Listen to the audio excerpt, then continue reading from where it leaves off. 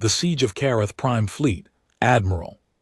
Siren Voss stood on the command deck of the Confederate flagship Sovereign Will and watched her fleet die. The battle had begun 3 days ago with Hope. 800 warships of the Velari Confederation had formed a defensive sphere around KTH Prime, their formation tight and disciplined. Orbital defense stations added their firepower to the mix. Planetary shield generators hummed with enough power to stop a small moon. By every calculation, by every strategic model, they should have been able to hold, but the Drachnal had brought 2,000 ships, and they had brought something new. Another shield collapse on Station 7, reported her tactical officer, his voice cracking with exhaustion. They're using those gravity weapons again. We can't compensate fast enough. Serena watched the holographic display as another cluster of friendly signatures winked out of existence. The Drachnal gravity disruptors were tearing holes in their shield coverage, creating gaps that lasted only seconds but allowed perfectly timed torpedo strikes to slip through. It was like fighting an enemy who could open doors in your armor whenever they wished. How many ships do we have left? She asked. 17. Combat effective. Another 40 with partial systems. The tactical officer paused. Down from 800, Admiral. Sirena closed her eyes for a moment. 600 ships destroyed or disabled in 3 days. Tens of thousands of crew members dead, and the Drachnal kept coming. Their insected warriors apparently feeling no fatigue, no grief, no hesitation. The door to the command deck slid open, and High Marshal Torben entered. The Velari commander was tall and thin, his blue-cowled skin pale with stress. His species had held KTH Prime for 3 centuries. His ancestors had built the cities below. His children lived in those cities now, looking up at a sky filled with war. The planetary shields are at 30%, Torben said. His voice was calm, but Serena had served with him long enough to hear the despair underneath. My engineers estimate 18 hours before complete failure, and then the Drachnal land, and my people. He did not finish the sentence. He did not need to. Everyone knew what the Drachnal did to conquered populations. They did not take slaves. They did not negotiate surrender. They simply eliminated any species they considered inferior, which was all of them. Sirena turned to her communications officer. Get me a priority channel to Confederation High Command maximum encryption. The connection took several minutes to establish. When the face of Grand Admiral Petrov appeared on the screen, Serena felt a small spark of hope. Petrov was a legend, a commander who had won battles against impossible odds. Admiral Voss, Petrov said, I've been monitoring your situation. You've done remarkable work holding as long as you have, sir. We need immediate reinforcement. The Drachnal have deployed weapons we've never seen before. Our defensive calculations were based on outdated intelligence. Petrov's expression tightened. I know, and I wish I had better news. He paused, and in that pause, Sirena felt her hope begin to die. The nearest major fleet is 6 days away at maximum speed.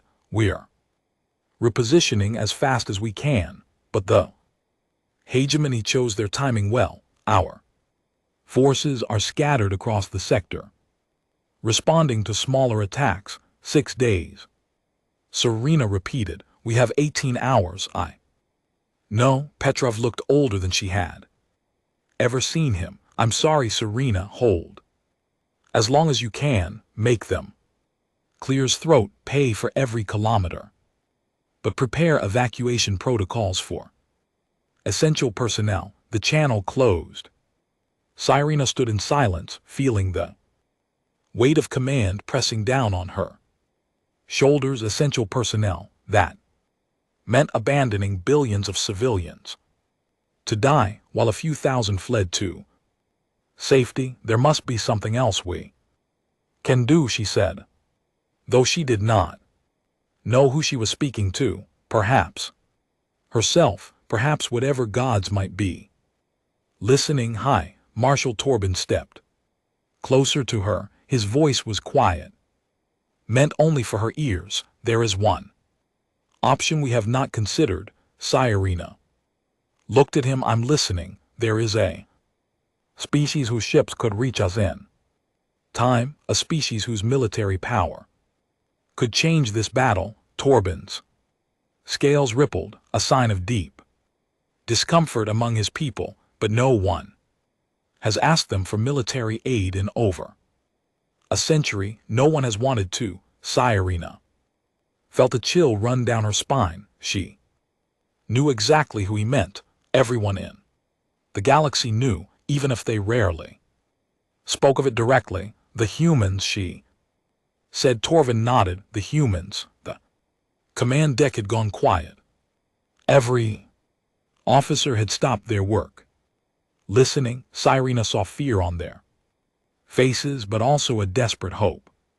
They're neutral in most conflicts, Cyrena said. They trade with everyone, fight for no one. Why would they help us? Because we will ask, Torben said simply, and because the humans have strange ideas about what wars are worth fighting. They ignore conflicts over territory, over resources, over political power. But the Drachnal, he gestured toward the viewport where distant explosions still flickered. The Drachnal commit genocide. The humans have opinions about genocide. Cyrena thought about what she knew of humanity. They had joined galactic civilization barely 2 centuries ago, a young species from an unremarkable planet, an unfashionable corner of the galaxy. They had been dismissed at first as primitive, aggressive, short-lived creatures with no special abilities. Then came the Kree War. She had been a young officer when news of that conflict reached her home world. The Kremlinian had ruled 60 species. Through terror and brutality, they had attacked a human colony, killing 12,000 civilians, expecting the young species to submit like all the others. The humans had not submitted. What followed was not a war in any conventional sense. It was an execution. The humans dismantled the Kree Dominion in 18 months, not defeated, not conquered. Dismantled. When it was over, Kree civilization had effectively ceased to exist. Their military was destroyed. Their government collapsed. Their home world was. No one quite knew what had happened to their home world.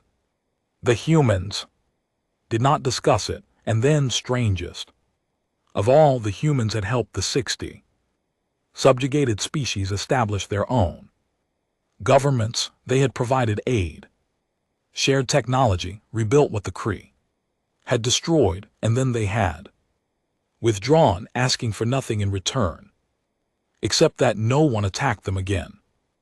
The galaxy had learned 2 lessons from that war. First, humans did not start conflicts, but they finished them absolutely. Second, their mercy afterward was somehow more terrifying than their wrath, because it proved the destruction had not been passion, it had been policy. Even if they respond, Cyrena said slowly, they might not arrive in time. Human ships are faster than ours, Torben replied. Their technology is different, more advanced than they usually admit. He looked at her with eyes that held centuries of Villari pride, now bent by desperation. Admiral, I am asking you to call them. I'm asking you to save my people, even if it means owing a debt to the most dangerous species in the galaxy. Sirena looked at the holographic display. Another Confederate ship had just been destroyed, its crew of 300 dying in the cold vacuum of space in 18 hours. Billions more would join them. She turned to her communications officer. Open a channel on the emergency frequency, widest possible broadcast. Human military encryption. Admiral, the officer looked uncertain. What should I say? Sirena thought for a moment. Then she began to speak, and her words went out into the darkness of space. This is Fleet Admiral Siren Voss of the Velari Confederation requesting immediate military assistance. Karath Prime is under attack by the Draal hegemony. Our defenses are failing. Civilian population numbers in the billions. The Draal do not take prisoners. She paused. We are asking for help from anyone who will answer, from anyone who cares about what happens next. She nodded, and the officer ended the transmission. Now we wait, she said, outside the viewport. The battle continued. Ships died. People screamed their last breaths into uncaring void. The Drachnal Armada moved closer, patient and relentless, confident that victory was only a matter of time. And somewhere in the vast darkness of space, the message traveled outward at the speed of light, carrying a desperate plea to the one species that everyone feared. Sirena did not know if the humans would answer. She did not know if they could arrive in time. She did not know what price they might demand for their help, but she knew one thing with absolute certainty: if the humans did come, the Drachnal would learn why the galaxy had spent a century being very, very careful not to make humanity angry. She hoped it would be enough. The reputation, the response came faster than anyone expected. Admiral Voss had been preparing for another wave of Drachnal attacks when her communications officer suddenly sat upright, his face showing an expression she could not quite read. Admiral, we're receiving a transmission on human military frequencies. It's close, very close. How close? Voss asked before the officer could answer. A new signature appeared on the tactical display. Single ship emerging from hyperspace at the edge of the combat zone. It was smaller than a Drachnal battleship, larger than a Confederate frigate. Its hull was dark gray, almost black, with clean angular lines that seemed designed more for efficiency than intimidation. This is Captain Marcus Cole of the United Nations ship Temperance, came a voice over the communication channel. The speaker sounded calm, almost casual, as if he were announcing his arrival at a social gathering rather than desperate battlefield. We received your distress call, Admiral Voss. We were conducting a routine patrol in the neighboring system, happy to offer assistance. Voss stared at the display. One ship. They had received one ship. Captain Cole, I appreciate your response, but I must be direct with you. We are facing an armada of nearly 2,000 enemy vessels. Our fleet has been reduced to less than 200. One ship, even a human ship, cannot change these odds. There was a brief pause when Cole spoke. Again, there was something in his voice that Voss could not quite identify. Amusement perhaps, or patience. I understand your concern, Admiral. Let me assure you that additional forces are being mobilized as we speak. In the meantime, the Temperance will do what it can to improve your situation. With your permission, I'd like to open communications with the Dragnal. Commander Voss exchanged glances with High Marshal Torben, who had remained on the command deck since his earlier suggestion. The Velari commander gave a small nod. Permission granted, Captain. Though I doubt the Dragnal will be interested in negotiation. We'll see, Cole said simply, switching to open broadcast far across the battlefield on the command deck of the Dragnal. Flagship Eternal Conquest Supreme.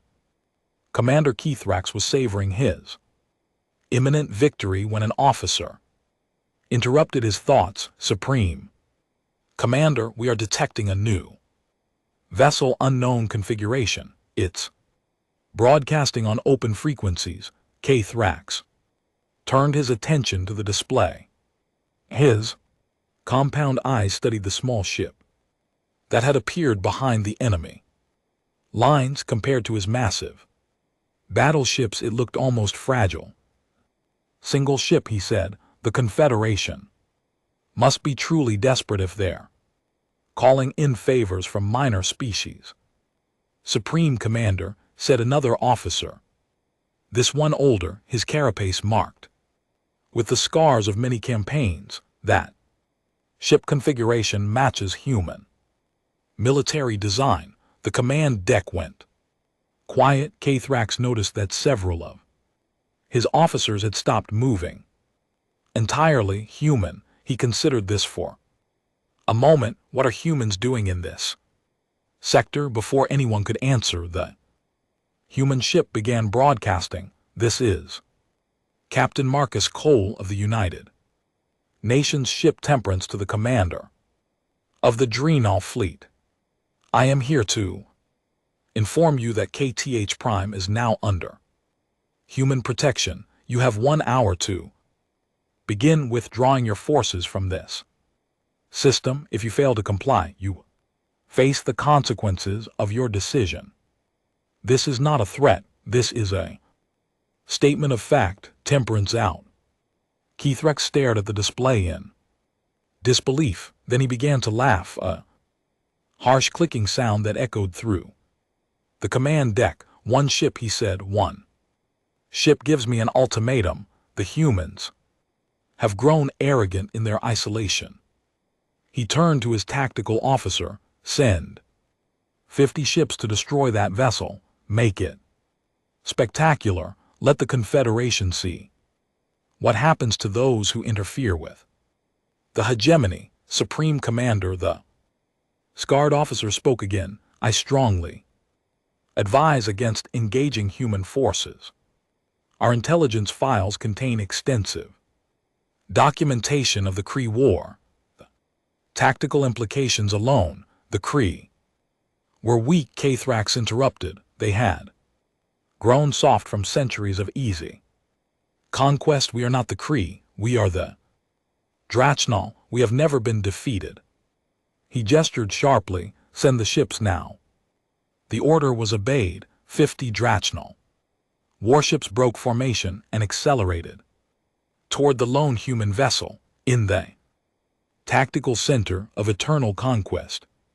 Senior Intelligence Officer Vexar watched the deployment with growing unease. Unlike Keithrax, he had studied the humans extensively. Unlike Keithrax, he understood what they were facing. He pulled up the classified files on his personal display. The Kree War documentation was extensive, compiled from survivors, refugees, and intercepted communications. Most of it had been suppressed by High Command, deemed too disturbing for general distribution. The humans had not just defeated the Kree, they had systematically dismantled everything the Kree had built. Their military response had been precise, patient, and utterly without mercy. They had tracked down every Kree fleet, every military installation, every weapons factory. They had done it in 18 months, a campaign that should have taken decades. And then when it was over, they had shown mercy to everyone except the Krems. Themselves, they had helped the conquered species rebuild. They had provided food, medicine, technology. They had asked for nothing in return. Vexar found that mercy more terrifying than any weapon. It proved that the humans were not acting from emotion.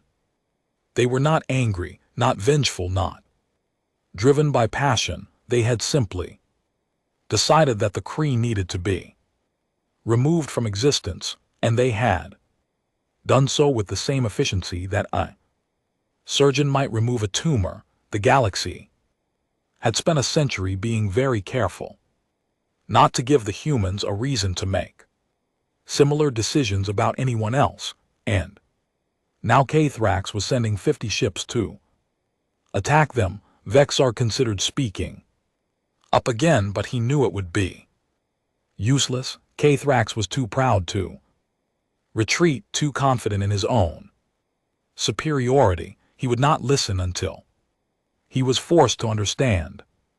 On the human ship Temperance, Captain Cole watched the approaching Drachnal formation on his tactical display. His crew moved with quiet efficiency around him, preparing systems, running final calculations. 50 ships Captain, his executive officer, reported standard attack formation. Estimated contact in 6 minutes. Cole nodded. Have they tried to communicate? No, sir. They appear to be treating this as a pure combat engagement. Unfortunate. Cole sat back in his command chair. All right, let's give them their lesson. Weapons free. Defensive pattern Omega. Lethal force is not authorized. I repeat, lethal force is not authorized. We're going to show them what we can do. We're not going to kill them for being stupid. The crew acknowledged his orders. The Temperance began to move, accelerating not away from the attacking ships but directly toward them on the Confederate flagship. Admiral Voss watched in horror as the human ship rushed toward 50 enemies. What is he doing? She demanded. That's suicide. Hi. Marshal Torvin said nothing. His eyes were fixed on the display. The Dreenal ships opened fire. Hundreds of weapon systems unleashed their fury at the tiny human vessel. Plasma bolts, kinetic rounds, guided missiles, all converging on a single target. None of them hit. The Temperance moved through the fire like water through a net. Its point defense systems tracked incoming projectiles with impossible precision, destroying them meters from the hull. Its engines adjusted course constantly, finding the gaps in the firing patterns that should not have existed, and then it began to fire back. The human weapons did not look impressive. No massive plasma bursts, no spectacular energy beams, just small fast projectiles that seemed to ignore shields entirely. Each shot struck a precise location on each target. Engines, weapon systems, communication arrays, never life support, never crew quarters, just the systems needed to fight. In 11 minutes, 50 Dragnal warships drifted dead in space. Their crews were alive, their ships intact but completely disabled. Captain Cole's voice came over the open channel again. Supreme Commander Kathrax, that was your one free lesson. The next engagement will not be so gentle. You now have 49 minutes to begin your withdrawal on the Confederate flagship. Admiral Voss realized she had forgotten to breathe. One ship, she whispered. One ship did that. Torvin's voice was equally quiet, and it was holding back. Did you notice not a single Drachnal died? The humans disabled 50 warships without killing anyone. He turned to look at her, and his expression was unreadable. They wanted us to see that. They could have killed everyone and they chose not to, before Voss could respond. Her sensor officer spoke up, his voice strange and distant. Admiral, we're detecting new hyperspace signatures. Multiple signatures, many signatures. The display updated. At the edge of the system, space itself seemed to tear open as ship after ship emerged from hyperspace. Human ships, cruisers, destroyers, battleships, carriers, and at the center of the formation, something massive, something that made even the largest Drachnal battleship look small. 300 ships, the sensor officer reported. The lead vessel is Broadcasting Identification, UNS. Consequence Admiral Helena Park. Commanding. Voss felt something she had not felt in 3 days. Hope on the Eternal Conquest. Supreme Commander Kithra stared at the display as 300 human warships took position around his armada. His 50 ships were drifting uselessly, their crews screaming for rescue. The enemy fleet had lost nothing. For the first time in his long career of conquest, Kithrax began to understand what fear felt like. The arrival. Admiral Helena Park stood on the bridge of the UN's Consequence and surveyed the battlefield. The dreadnought was the largest vessel humanity had ever constructed, nearly 3 kilometers of armored hull packed with weapons that most species could not even understand. It had never been deployed in combat before. She hoped it would not need to be deployed in combat. Now all ships report ready, Admiral, her tactical officer announced. Captain Coles Temperance is requesting permission to join the main formation. Granted, and get me a channel to the Confederate flagship. I want to coordinate with Admiral Voss before we proceed. The communication was established quickly. On the screen, Park saw a tired woman in a Confederate uniform, her face showing the strain of 3 days of desperate fighting. Admiral Park, Voss said, I cannot express how grateful we are for your arrival. Your timing is remarkable. We move fast when we need to, Park replied. I've reviewed the tactical situation. Your people have done an impressive job holding as long as you have. The Drael committed significant forces to this attack, nearly 2,000 ship. Voss confirmed, though Captain Cole has already reduced that number somewhat. Park allowed herself a small smile. Marcus does enjoy making an entrance. She turned serious again.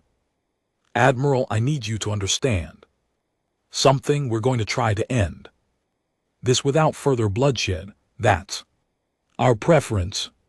But if the Drachnal refuse to withdraw, we will not allow them to take this planet. Do you understand what that means? Voss was silent for a moment. I think I do. I hope you don't. I hope you never have to. See what we're capable of when we stop holding back. Park straightened in her chair. For now, pull your remaining ships back to a defensive perimeter around the planet. Protect the evacuation routes if things go wrong. Let us handle the Drachnal. Understood, Admiral, and thank you. The channel closed. Park turned to her communications officer. Open a broadcast to the Draal fleet, all frequencies. The officer nodded. Channel open, Admiral. Park stood and faced the main viewport, where the Drachnal armada was visible as a swarm of distant lights against the stars. Attention, Drachnal forces. This is Admiral Helena Park of the United Nations Space Force. I am commander of the human fleet that has just arrived in the system. She spoke clearly and calmly, her voice carrying no anger, no threat, just simple statement of facts. Captain Cole has already explained your situation, but I will make it clear one final time. This world is under human protection. You will withdraw your forces immediately. She paused, letting her words sink in. I understand that withdrawal may be difficult for your commander to accept. Pride is a powerful thing, so I offer you this. Leave now, and you can tell your people whatever story you wish. Say the defense was stronger than expected. Say you achieved your objectives and chose to depart. We will not contradict you. Your fleet remains intact. Your honor remains intact. Your soldiers go home to their families. Another pause on the tactical display. She could see the Dragnel ships holding position. No movement toward withdrawal. No movement toward attack. Either they were waiting, uncertain. Clear's throat. But if you choose to fight, Park continued, her voice dropping slightly, then you should understand exactly what you are choosing. We have studied your hegemony. We know your tactics, your weapons, your strategies. We know your strengths. She leaned forward slightly. We know your weaknesses. Every ship in this system will be disabled or destroyed before you can reach the planet. Every invasion force you deploy will be eliminated before it can land. And when this battle is over, we follow you home. She let that last statement hang in the air. We do not want war with your species. We have never wanted war with anyone, but if you force us to fight, we will not stop until we are certain you can never threaten anyone again. Ask the Kree how that worked out for them. She straightened again. You have 30 minutes to begin your withdrawal. Use them wisely. Park out. The channel closed. Park returned to her command chair and sat down. Now we wait, she said. On the Eternal Conquest, Supreme Commander.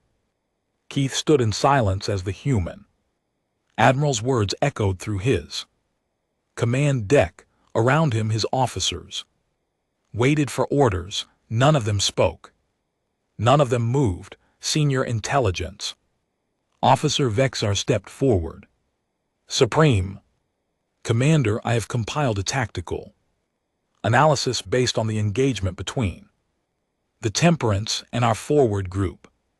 Keith turned to face him. Proceed. The human vessel demonstrated several capabilities that do not match our current intelligence estimates. Vexar pulled up a holographic display showing the brief battle. Their point defense systems achieved a 99.7% intercept rate against our weapons fire. This exceeds any known technology by a significant margin. Their offensive weapons appear to bypass our shields entirely. We do not understand how this is possible.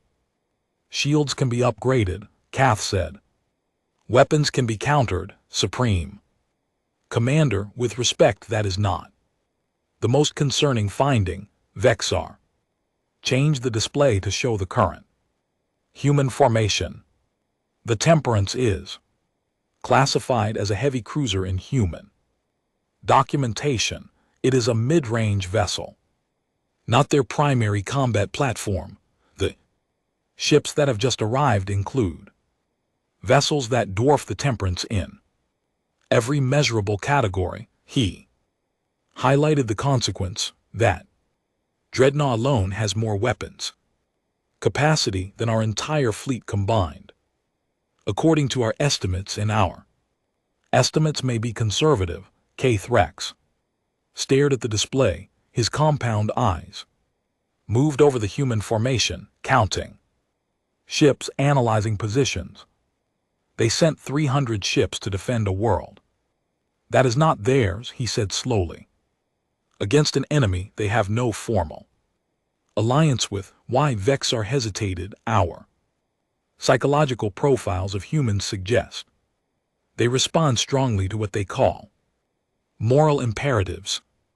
Actions they consider unjust trigger a disproportionate response. The CRT attacked a human colony and killed civilians. The humans destroyed the entire Kree civilization. We have not attacked any human worlds. No Supreme Commander, but we have declared our intention to exterminate the population of KTH Prime, billions of sentient beings.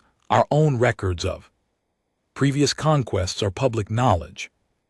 Vexar's voice was careful, measured. The humans may view our actions as similar, enough to warrant a similar response.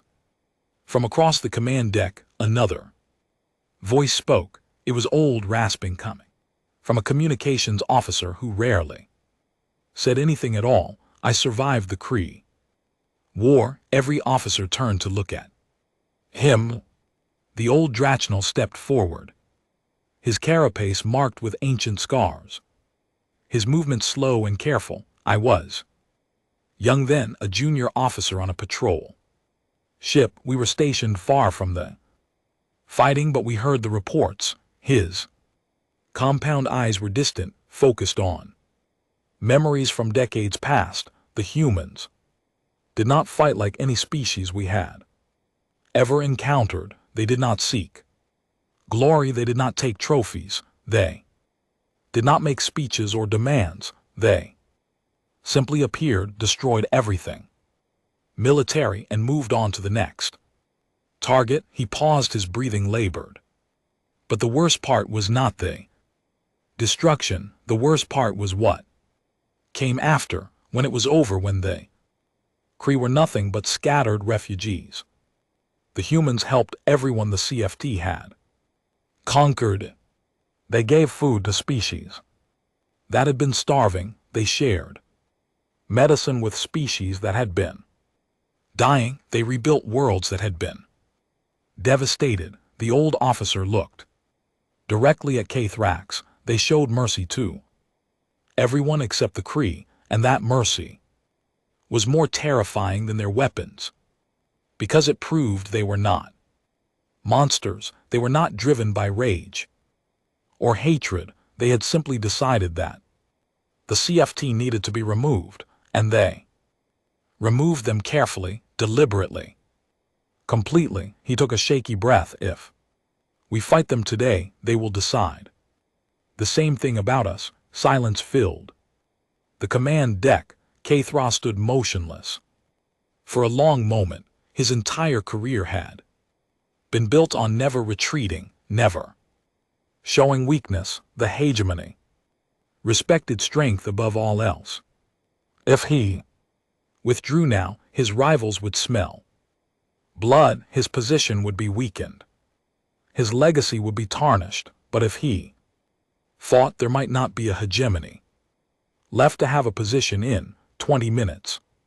Remaining on their deadline, Vexar said quietly. Kathrax looked at the display.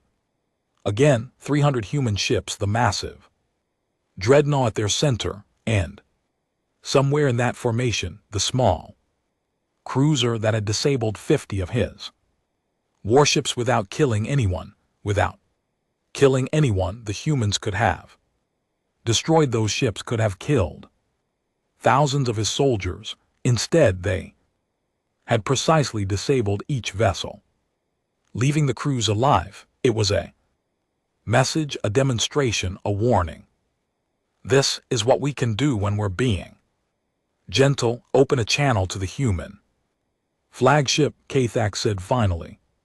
His voice was flat, emotionless. Tell Admiral Park that the hegemony accepts her terms. We will begin withdrawal immediately. Around him, his officers released breaths they had not realized they were holding. The war was over before it truly began, but on the UN's consequence, Admiral Park did not relax.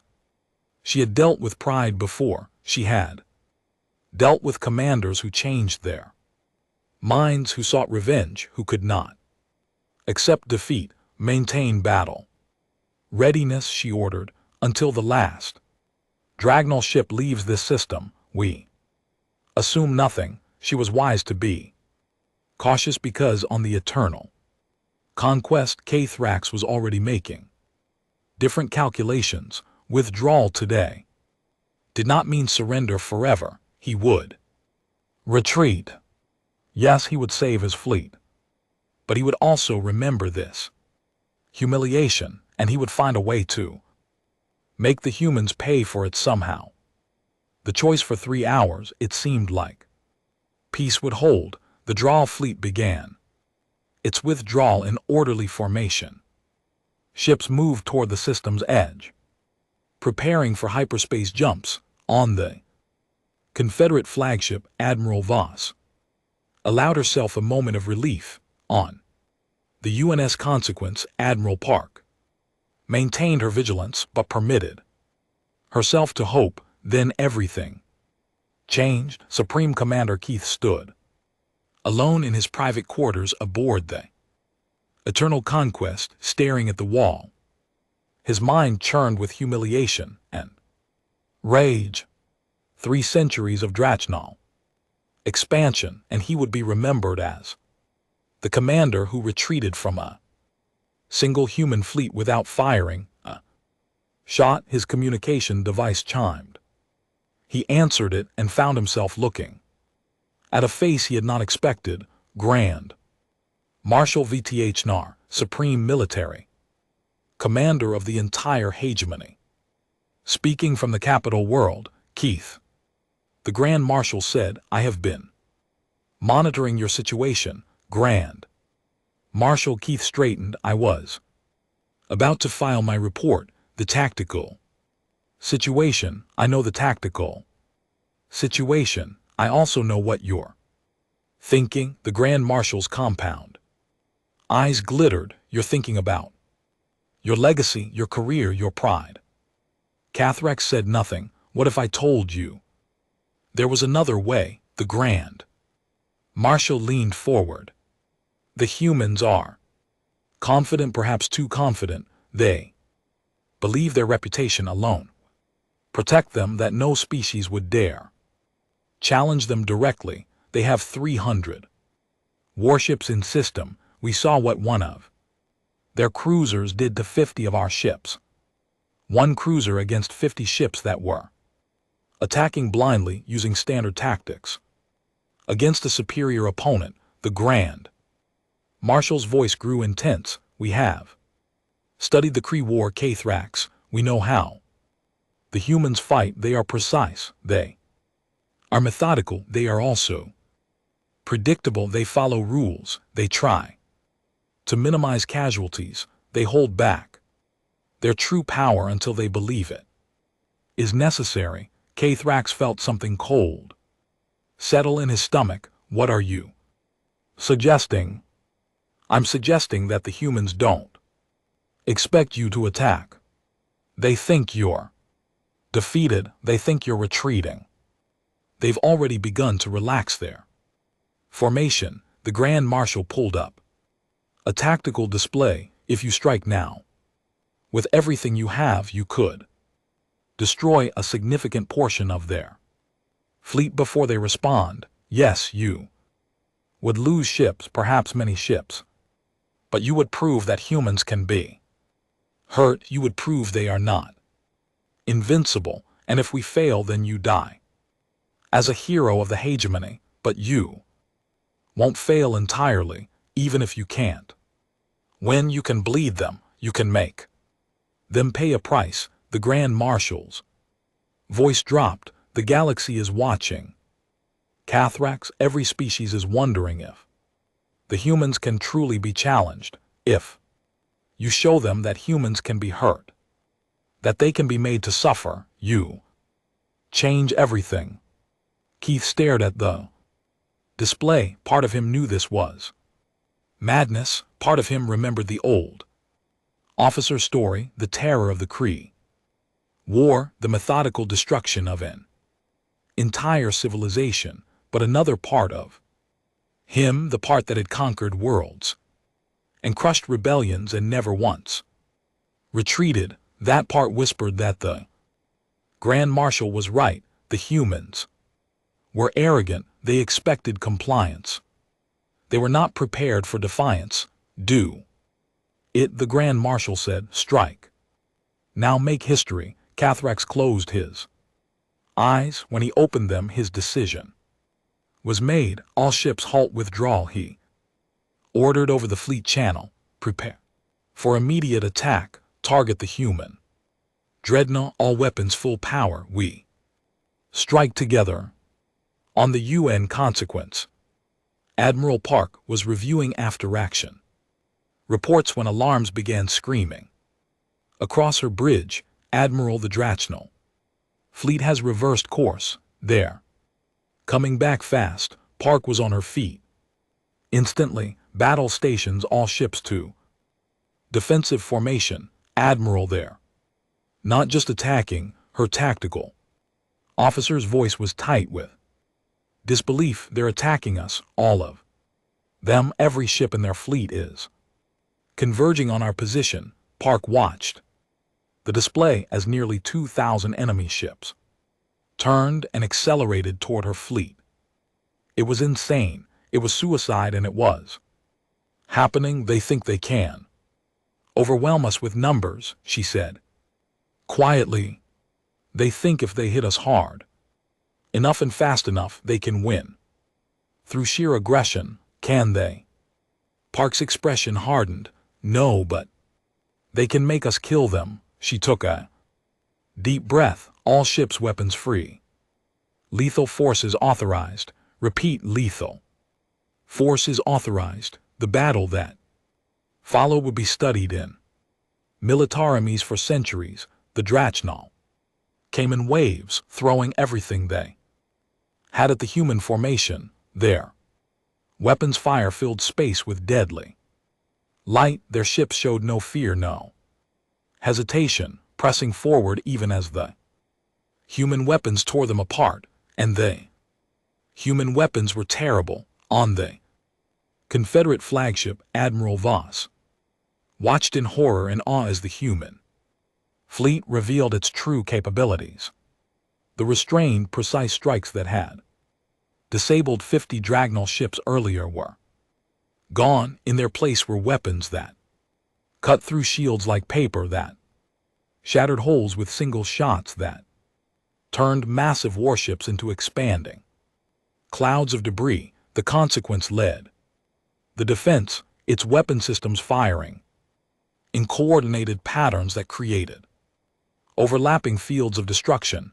Enemy ships that entered those fields simply ceased to exist. But even the smaller human vessels were devastating, each one accounting for dozens of Drachnal casualties. Yet the Drachnal kept coming. Cathrax watched from the eternal conquest as his fleet died around him. Ship after ship vanished from his display, thousands of his soldiers dying every minute. But the human fleet was not untouched. He could see it now.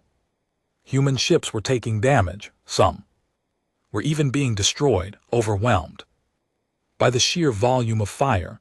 We're hurting them, he said, his voice rising with desperate hope. We're actually hurting them. He was right. 6 human vessels had been destroyed. Another dozen were damaged. The Drachnal were paying 100 lives for every human casualty, but they were proving that humans could bleed. On the consequence, Admiral Park saw the same numbers. 6 ships lost, 1,800 crew members dead.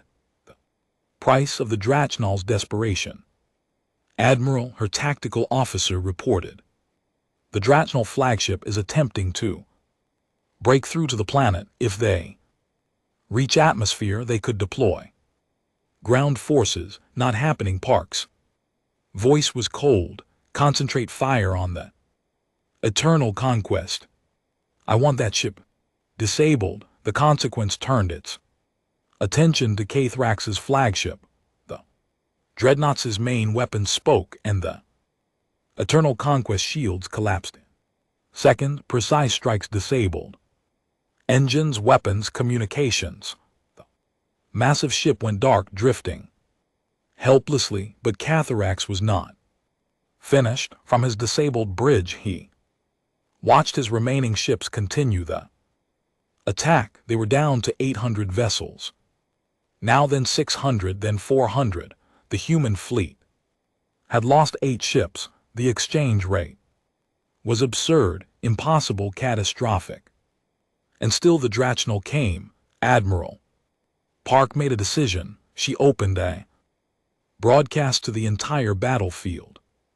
Drachnal forces, your flagship has been disabled. Your commander cannot lead you. This battle is over. Stand down now, and you will be allowed to surrender. With honor, continue fighting and you will die for nothing. She paused. This is your only warning. For a long moment, nothing changed. The Drachnal ships continued their attacks, driven by momentum and training and the fear of showing weakness. Then one by one they began to stop. It started with a single destroyer that powered down its weapons and transmitted a surrender signal. Then another, then a dozen more. The wave of capitulation spread through the fleet like wildfire. Crews who had watched their comrades die by the thousands decided they did not want to join them. Within 30 minutes, the battle was over. The surviving Drachnal ships drifted in space, their weapons silent, their crews waiting for the mercy they were not sure would come. Admiral Park surveyed the battlefield. 1,800 Drawl ships destroyed or disabled, nearly 200,000 enemy soldiers dead, and on her side 8 ships lost, 600 crew members killed. The humans had won. The cost had been terrible, but they had won. Begin rescue operations, she ordered. I want every survivor recovered, every wounded treated, every dead honored. She looked at the drifting hulk of the eternal conquest. And get me a channel to whatever passes for command on that flagship. Keith and I need to have a conversation in the ruins of his command deck. Supreme Commander Keith Arax heard the human admiral's voice asking to speak with him. He was wounded, his carapace cracked in several places. Most of his officers were dead, but he was alive.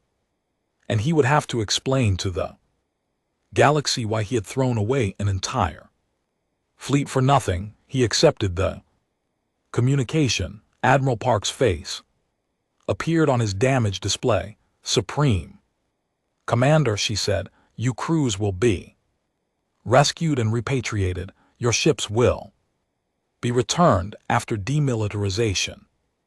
You will leave the sector and not return. Her voice was flat without emotion. These are not terms for negotiation. This is what will happen. Keith stared at her. Why? He asked. Why? Let us live. We attacked you. We killed your people. Park's expression did not change. Because killing you accomplishes nothing. Because your crews were following orders from a commander who made a foolish choice. Because we are not the Drachnal. She leaned slightly forward. And because I want you to go home and tell everyone what happened here. I want every species in the galaxy to know what we can do when we're forced to fight. And I want them to know that even after all of this, we chose mercy. She paused. Don't make us regret that choice, Supreme Commander. Don't make us come to your home world, because if you do, we won't be merciful again. Channel closed. Kathra sat in the darkness of his ruined ship, surrounded by death, and understood for the first time what the old officer had been trying to tell him. The humans were not monsters. They were something far more dangerous. They were people who knew exactly what they were capable of and chose every single day not to be that thing until someone forced them. They Less than 6 months had passed since the Battle of Karith Prime. The planet had been rebuilt. Human engineers had worked alongside Confederate construction crews, repairing the orbital stations, restoring the planetary shields, strengthening the defenses. The cities below showed no sign of the war that had nearly destroyed them. Children played in parks, families gathered for meals. Life continued.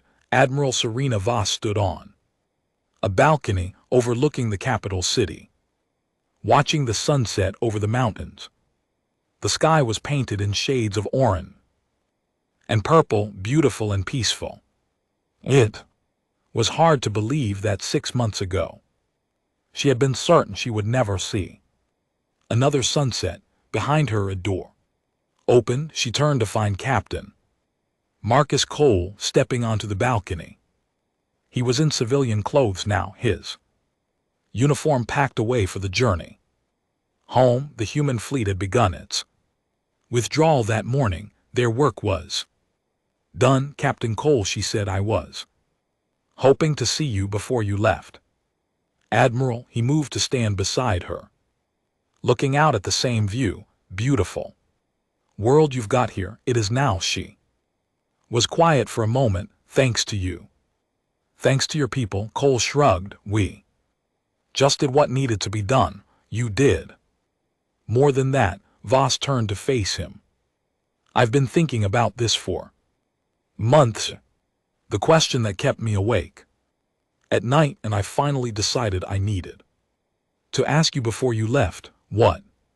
Question? Why? The word came out simply, carrying all the weight of everything she had witnessed. Why show mercy? Why let them live? You could have destroyed the Drachnal fleet completely. You could have pursued them home, done to them what you did to the CRT, after what Kathrax did, after he attacked you during a ceasefire. No one would have blamed you. Cole did not answer immediately. He looked out at the sunset, his expression thoughtful. Did you know I lost friends in that battle? He said finally. 8 ships, 600 people, some of them I had served with for years. Good people.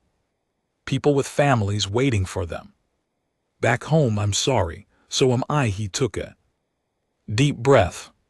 When Kathrax made his choice, when he turned his fleet around and attacked us, I wanted to destroy them all. I wanted to chase them back to their home world and burn it to ash.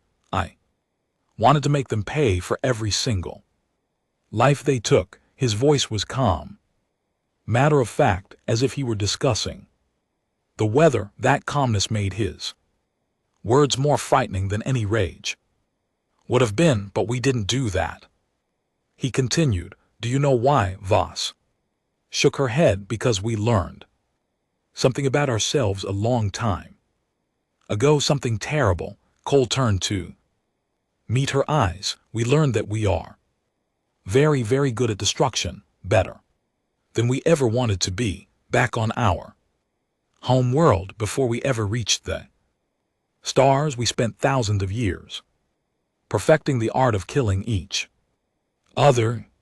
We built weapons that could destroy cities in seconds. We developed strategies for genocide. We came within a hair of wiping ourselves out more than once. He paused, letting that sink in. When we finally made it to the stars, we thought we had moved past all that. We thought we had grown up, and then we met the Kree. Voss had heard stories of the Kree War, but never from someone who had lived through it. She found herself listening intently. The Kree attacked one of our colonies, 12,000 civilians dead in a single day, and something activated in us, something old and dark and terrible. All those instincts we thought we had buried came roaring back to the surface. Cole's voice grew quieter. We destroyed them, not just their military, their entire civilization. We took them apart piece by piece over 18 months, and when it was over there was almost nothing left. They deserved it, boss said after what they did. Maybe Cole cut her off gently, maybe they did, but that's not the point. The point is what it did to us. The point is that we looked at ourselves after it was over, and we didn't like what we saw. He turned back to the sunset. We swore after that war that we would never become what we were capable of being. We would never let that darkness take control again. Every enemy we spare, every chance we give is a choice, a reminder to ourselves that we're still human. Voss considered his words carefully. But what if mercy fails? What if Kathrax comes back? What if the Dragnel decide to try again? Cole smiled, but there was no warmth in it. For just a moment, Voss saw something ancient and cold behind his eyes, something that reminded her of deep space and eternal darkness. Then we stop being merciful, he said simply, and everyone who ever wondered why the galaxy fears us will have their answer. The sun had nearly set now. The first stars were appearing in the darkening sky. We don't show mercy because we're weak, Admiral Cole said. We show mercy because we know exactly what we could do. Instead, we hold ourselves back every single day, every single decision. Because we have to, because if we ever let go completely, there would be no one left to stop us. He extended his hand, and Voss shook it. Take care of your world, Admiral. I hope we never have to come back here under circumstances like these. So do I, Captain. She held his hand a moment longer. And thank you for everything. Cole nodded and walked away, disappearing into the building behind them. Voss stayed on the balcony for a long time, watching the stars come out. Somewhere up there, the human fleet was gathering for its departure. 300 ships that could have conquered the galaxy if their crews had wished it. Instead, they were going home, leaving behind a world they had saved and an enemy they had spared. In the months that followed, the galaxy slowly absorbed the lessons of KTH Prime. The Drachnal hegemony retreated to its core territories. Weakened and humiliated, rumors spread of internal conflict, of subject species rising up, of a civilization questioning everything it had believed about strength and conquest. Grand Marshal VTHNAR, who had urged Kathrax to attack, was quietly removed from power. Kathrax himself lived in disgrace, a broken commander haunted by the memory of everything he had lost throughout the galaxy. Species who had once considered expansion and conquest began to reconsider, not because they feared the humans would stop them directly, but because they understood now what human attention could mean. Better to build than to destroy, better to trade than to conquer, better to grow together than to grow alone. And on 1,000 worlds, in 1,000 languages, teachers began telling a new story to their students. The story of Kareth Prime, the story of the battle that was lost until someone called the species everyone feared. The story had many versions, but they all ended the same way. True power, the teacher said, is not the ability to destroy. Any fool with enough weapons can destroy. True power is the ability to destroy and choosing not to. True strength is looking at your enemy, knowing you could end them completely, and offering mercy instead. The humans understood this. The humans lived it every day, and that understanding, that choice made fresh with every sunrise, was why the galaxy feared them, not because of what they would do, but because of what they could do and didn't. High above Kareth Prime, the last human, ships engaged their hyperspace drives and vanished into the stars. Behind them they left a world at peace, an enemy defeated but alive, and a lesson that would echo through history. Admiral Voss watched them go, and she made a silent promise to herself she would remember this day. She would remember what the humans had taught her about power and mercy, and the courage it took to choose compassion over vengeance. And if anyone ever asked her about the species everyone feared, she would tell them the truth. The humans were not feared because they were strong. They were feared because they were strong enough to be gentle, and that made all the